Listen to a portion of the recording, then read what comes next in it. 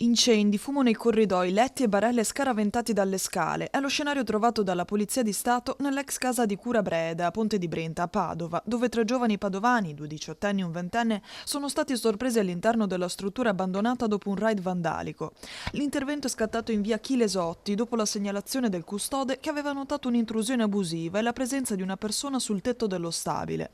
Le volanti della questura hanno raggiunto il complesso e durante la perlustrazione hanno trovato i locali invasi dal fumo, causato anche dall'utilizzo di estintori azionati dai ragazzi dopo alcuni roghi appiccati con arredi presenti nell'edificio. Gli agenti hanno individuato i tre vandali nascosti all'interno della struttura. Uno era accovacciato dentro un mobile, gli altri due si erano chiusi in un armadio nel tentativo di sfuggire ai controlli.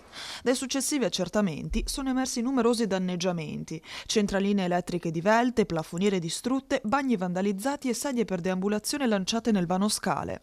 I tre sono stati accompagnati in questura e denunciati alla Procura di Padova per danneggiamento aggravato. Per uno dei due diciottenni, già aggravato da precedenti, il questore di Padova, Marco Dorisio, ha disposto anche la misura di prevenzione dell'avviso orale.